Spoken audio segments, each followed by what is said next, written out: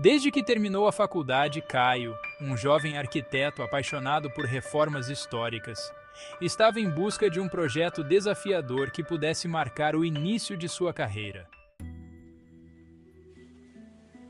A chance surgiu com a proposta de revitalizar a mansão Malaretti, uma construção do século XIX que ninguém parecia querer encarar. A mansão estava abandonada há décadas e carrega histórias sombrias de mortes e desaparecimentos inexplicáveis, o que a tornava o projeto perfeito para ele, que queria algo grandioso.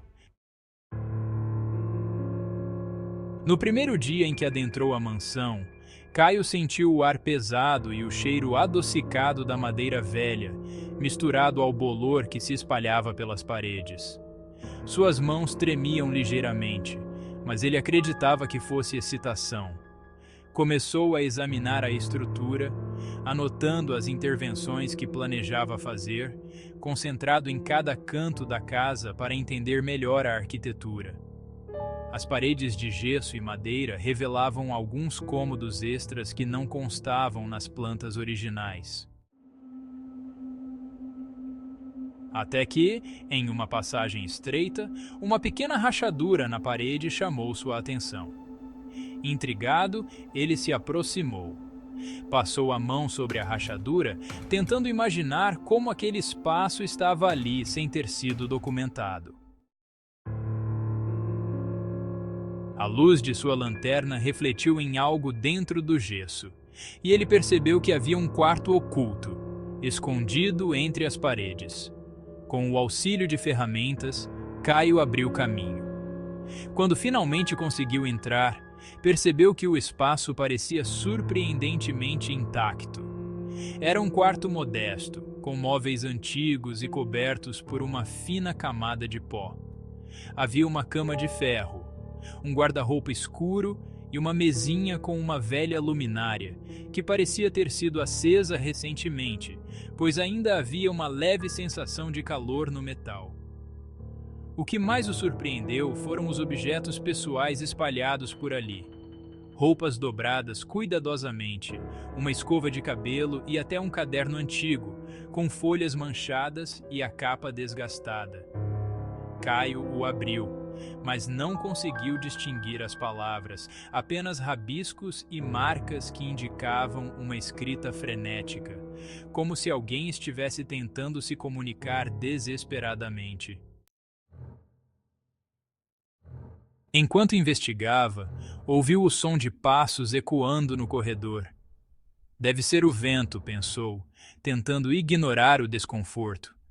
Decidiu sair para pegar mais luz e uma câmera, mas ao voltar ao corredor para o quarto, percebeu que a porta havia desaparecido. Olhou ao redor, confuso. Ele tinha certeza de que estava no lugar certo, mas o espaço agora era sólido, sem nenhuma abertura aparente. Passou o resto do dia procurando por aquela entrada, traçando as paredes e testando portas.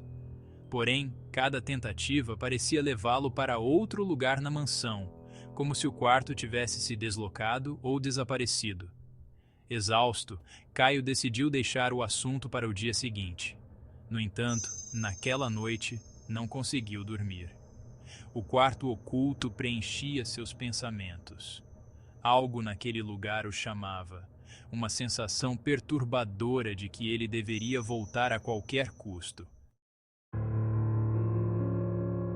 Ao amanhecer, tomou a decisão de retornar à mansão, determinado a entender o que estava acontecendo. Ao chegar, caminhou diretamente ao local onde havia encontrado o quarto, e, para sua surpresa, lá estava ele novamente, com a mesma porta entreaberta.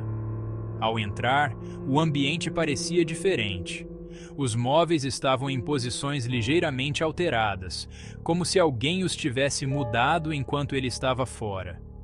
Mais uma vez, a presença de objetos pessoais o deixou inquieto.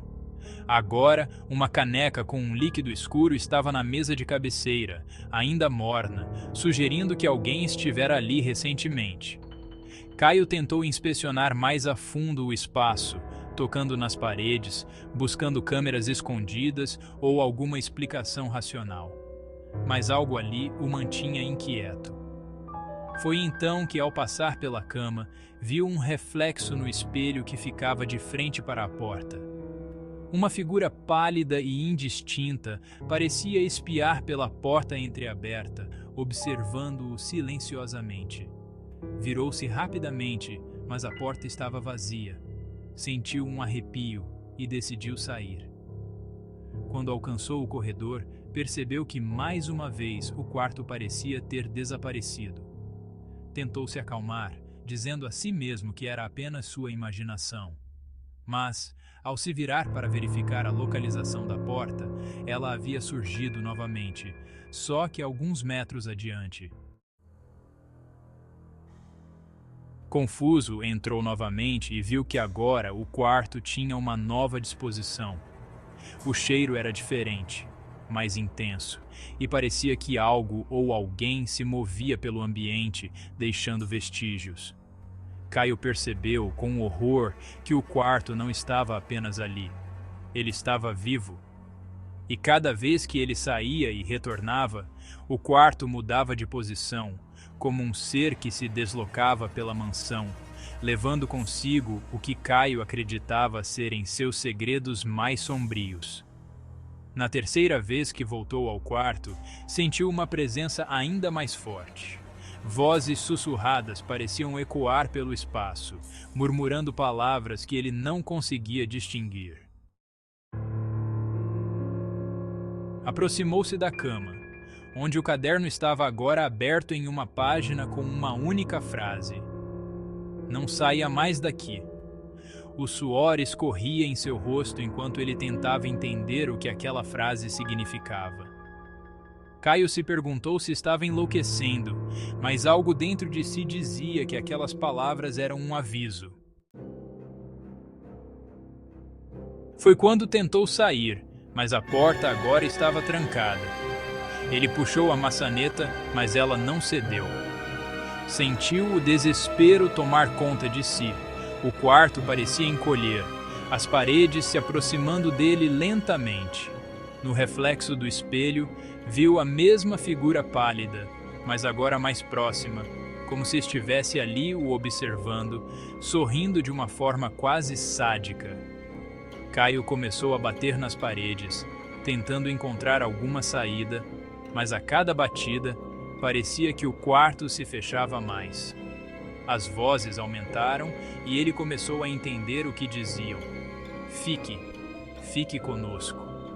A sensação de que o quarto o queria para si era sufocante.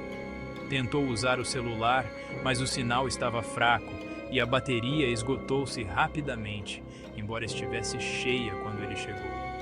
A cada segundo que passava, Caio sentia sua energia esvaindo, como se o próprio quarto estivesse sugando sua vitalidade. Desesperado, caiu de joelhos, implorando para ser libertado.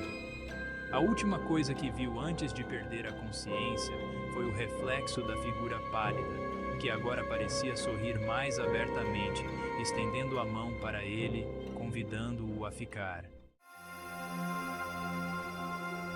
Dias se passaram e ninguém viu Caio novamente.